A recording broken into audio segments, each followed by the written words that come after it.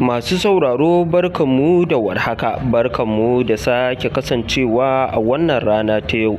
A yau dai za ku ji wata 'yar ƙaramar tafsiri da Dr. Idris tsohon malamin nan wanda Allah ya mai rasuwa ya gabatar a kan wannan al'amari. Kabatun maganar da Adam E. Zango na cewar Allah yadda ba zai mutu yana fim ba.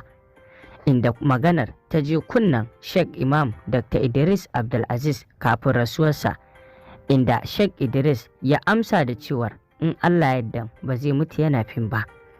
Inda batun dai ya taso ne tun lokacin da Sheikh Idris ya yi magana cewa fim haramun ne, inda 'yan fim ɗin suka yi ca suke mai da martani. Inda wani daga cikin 'yan fim ɗin, Sadiq Sani Sadiq, yake cewa yana fatan ya mutu yana fim. Kuma Dr. Idris ya ce Allah ya sa. Haka zalika da wani wanda ake cewa Aminu Sharif Momo, wanda ya ce a gina masallaci ko islamiyya da a yi wannan gara ɗauki kuɗin a basu su yi fim ya fi. Waɗannan maganganu Dr. Idris ya hau kansu ya caccike su, inda magana Adam E. Zango Dr. Idris ya ji daɗinta kuma ya yi mai fatan kada ya mutu yana yin fim ɗin kamar yadda ya roƙa. Shin wannan asdan hatsari da Adam E. Zangon ya, idan ka kalli abin kai ka ce Adam E. Zango ba zai taɓa tsira a cikin motar ba, domin duk wanda ya ga motar da Adam E. Zangon ya hatsari baya taɓa tunanin cewa wanda yake ciki ya rayu, amma kuma ikon Allah babu wanda ya mutu. Saɓanin wasu 'yan fim ɗin zaka ga da sun yi hatsari mutuwa suke yi. Shin ko dai addu'ar da Dr. Idris din yayi wa Adam E. Zangon ta karɓi ne? Tabbas wannan abin duba ne akan wannan maganar. Adam E. Zango ya fara samun sauƙi sosai a asibiti bayan wannan hatsari da yayi. A yanzu bari mu sanya muku maganar da Dr. Idris din yayi akan Adam E. Zangon akan wannan batu, wanda ake kallon cewar shin ko addu'ar malamin ta karɓa akan Adam E. Zango, shi ya sanya Allah ya tseratar da shi a wannan hatsari. Shin ko sai ya ajiye yin fim din sannan zai mutu, wanda kowa ya nemi fatan haka.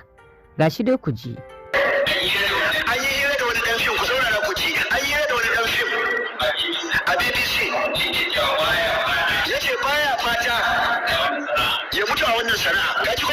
Kaji? Suna da wani somebody Adam E. Zango, kun ji. Ya ce baya fata ya mutu da wannan sana'a. To idan sana'an ta dace da shari'a kuma na mai addini ne, me yasa ya ce karo ya mutu baya fata mutu da wannan sana'a?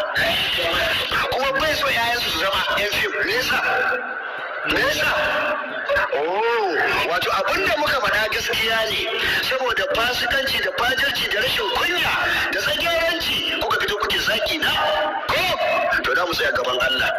Wallahi duk wanda ya zage ni akan wannan matsala ban yafe masa ba, sai ya nemi tuba. Wallahi ban yafe masa ba, don gaskiya muka faɗa. Alhaqqu ma shahidat bihi al-a'da'u.